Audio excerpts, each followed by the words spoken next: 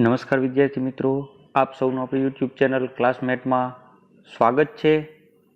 Virtual classroom અંતર્ગત આપણી સરકારી શાળાના બાળકો માટે ઓનલાઈન ક્લાસનું આયોજન કરેલું છે। તો જેના ભાગરૂપે માઇક્રોસોફ્ટ ટીમ એપ્લિકેશન ડાઉનલોડ કરી આપેલા આઈડી અને પાસવર્ડથી લોગિન થવાનું રહેશે। તો વિદ્યાર્થી મિત્રો, આપણે કઈ રીતના લોગિન કરવાનું છે, કયો આઈડી છે, શું પાસવર્ડ છે, એ બધાની માહિતી આપણને આ વિડીયોમાં મેળવવાની છે। તો સૌપ્રથમ આપણે શું કરવાનું રહેશે? તો સૌપ્રથમ આપણે જે પ્લે સ્ટોરમાંથી સર્ચ કરીને માઇક્રોસોફ્ટ ટીમ નામની એપ્લિકેશન છે એને ઇન્સ્ટોલ કરવાની રહેશે। અહીંયા બાજુમાં મેં ફોટો પણ આપેલો છે, એનો સિમ્બોલ પણ આપેલો છે।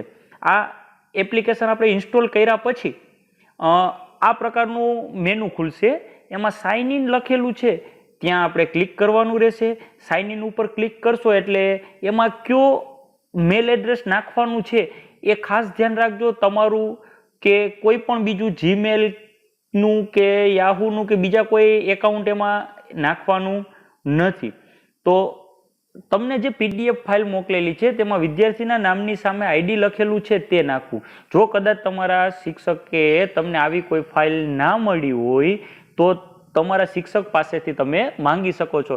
તમારા શિક્ષક છે તમને દરેક વિદ્યાર્થીઓનો એક આઈડી અને પાસવર્ડની એક ફાઇલ છે જે આપણે ઉપરથી જ આવેલી છે, એ તમારા શિક્ષક પાસેથી તમારે માંગવાની રહેશે। અહીંયા મેં તમને નમૂના રૂપે એક 2-4 વિદ્યાર્થીઓના નામની આઈડી અને પાસવર્ડ લખેલી એ ફાઇલ બતાવું છું। તો જો અહીંયા જે આઈડી લખેલું છે એ આઈડી તમારે અહીંયા સાઇન ઇન લખેલું છે ત્યાં નાખવાનું રહેશે, જેમાં પાછળ @ પછી રાજકોટ.guj.cc.com જેનો જે જિલ્લો હશે એ જિલ્લો આવશે। દાખલા તરીકે એ પોરબંદર હશે તો @porbandar.guj.cc.com આ તમારે આઈડી અને પાસવર્ડ તમને એક ફાઇલમાં શિક્ષક દ્વારા મોકલેલા જ હશે, અને જો કદાચ ન મોકલા હોય તો તમે શિક્ષકને ફોન કરી તેની પાસેથી આઈડી અને પાસવર્ડ માગી શકો છો। ત્યારબાદ શું કરવાનું રહેશે? ત્યારબાદ અહીંયા નીચે જ્યાં સાઇન ઇન લખેલું છે ત્યાં સાઇન ઇન પર ક્લિક કરવાનું। સાઇન ઇન ઉપર ક્લિક થાય ત્યારબાદ આપણે પાસવર્ડ નાખવાનો રહેશે। તો પાસવર્ડ બધા માટે સરખો છે। તો શું છે પાસવર્ડ? તો SCHOOL@123 એટલે કે school@123 બધાનો સરખો જ પાસવર્ડ છે ને બધાએ આ જ પાસવર્ડ નાખવાનો છે। પાસવર્ડ નખાઈ જાય પછી શું કરવાનું છે? તો અહીંયા સાઇન ઇન લખેલું છે ત્યાં ક્લિક કરવાનું રહેશે। ત્યારબાદ શું થશે? તો કે વારાફરતી આ 3 સ્ક્રીન આવશે। આ જે 3 સ્ક્રીન આવે ત્યારબાદ નેક્સ્ટ પર ક્લિક કરીને છેલ્લે ગોટ ઇટ પર ક્લિક કરવાનું રહેશે। જો અહીંયા તમને હાઇલાઇટ થાય છે એના ઉપર પહેલી સ્ક્રીન ઉપર નેક્સ્ટ કરશો એટલે બીજી સ્ક્રીન આવશે, એના ઉપર નેક્સ્ટ કરશો એટલે ત્રીજી સ્ક્રીન આવશે, ત્યાં આપણે ગોટ ઇટ કરવાનું છે। હવે અહીંયા તમારું લોગિન પૂરું થઈ ગયું છે, દરેક વિદ્યાર્થી મિત્રોએ લોગિન થઈ ગયું। હવે શું કરવાનું છે? તો જ્યારે તમારો ક્લાસ ચાલુ થવાનો હશે તે પહેલા તમને વોટ્સઅપ પર એક લિંક મોકલવામાં આવશે, જે તે શિક્ષક તમને લિંક મોકલશે।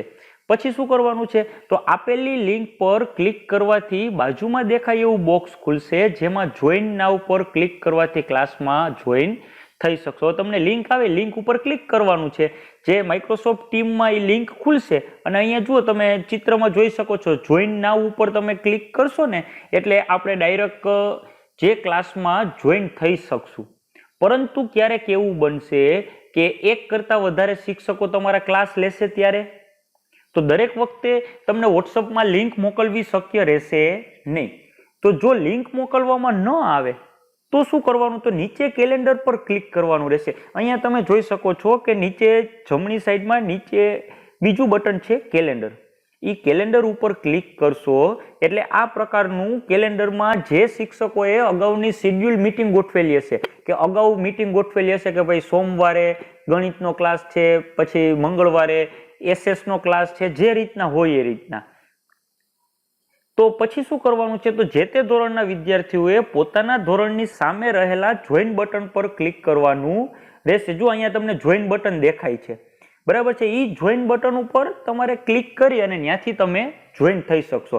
જો મિત્રો ખાસ ધ્યાન રાખજો, અહીંયા આપણને ધોરણ 7 અને ધોરણ 8 બંને બતાડે છે, તમને બતાડશે નહીં। તમે ધોરણ 8ના વિદ્યાર્થીઓ હશો તો તમને ધોરણ 8ના જે ક્લાસ હશે એ જ બતાવશે। જો તમે ધોરણ 7ના વિદ્યાર્થી હશો તો તમને ધોરણ 7ના જ બતાવશે. હવે શું કરવાનું, તો જો અહીંયા લખેલું છે ધોરણ 7 ગણિત, કેટલા વાગે ક્લાસ શરૂ થવાનો છે, તો કે 9 થી 9:30. તો 9 વાગે તમારે આ જોઈન બટન ઉપર ક્લિક કરવાનું રહેશે. હવે તમારા કેલેન્ડરની અંદર ગણિતનો ક્લાસ દાખલા તરીકે મેં લીધેલો છે તો બતાવે, કોઈ સામાજિક વિજ્ઞાનના સરે એનો ક્લાસનું ટાઈમ ટેબલ એમાં લખેલું હોય તો એ પ્રમાણે બતાવશે. તો વિદ્યાર્થી મિત્રો ખાસ ધ્યાન રાખજો, કદાચ તમારા શિક્ષકો દ્વારા તમને ટાઈમ ટેબલ આપવામાં આવેલું જ હશે, ટાઈમ ટેબલ ન આપવામાં આવેલું હોય તો કેલેન્ડર પર રોજ જઈ ચેક કરી લેવાનું અને તમારો ક્લાસ હોય એટલા વાગે જ જોઈન થવાનું છે, એથી પહેલા કોઈએ જોઈન થવાનું નથી. હવે અહીંયા તમે જોઈન કરશો એટલે જે પેલી સ્ક્રીન હતી એ પ્રમાણે આપેલા જોઈન પર ક્લિક કરવાથી બાજુમાં દેખાય એવું બોક્સ ખુલશે, જેમાં તમે જોઈન નાઉ પર ક્લિક કરવાથી ક્લાસમાં જોઈન થઈ શકશો. અહીંયા જોઈન નાઉ કરેલું છે એના ઉપર ક્લિક કરશો એટલે તમે ડાયરેક્ટ ક્લાસમાં જોઈન થઈ શકશો. આભાર. જો તમને આ વિડીયો ગમ્યો હોય તો તેને લાઈક કરો અને તમારા બીજા મિત્રો સુધી પહોંચાડો. આપ હજુ વધુ શીખવા માંગતા હોય તો આપણી ચેનલ ક્લાસમેટને સબસ્ક્રાઈબ કરી બેલ આઇકોન દબાવવાનું ભૂલશો નહીં અને સ્ક્રીન પર રહેલા વિડીયોમાંથી કોઈ પણ વિડીયો ક્લિક કરી જોઈ શકો છો અને વધુ શીખી શકો છો.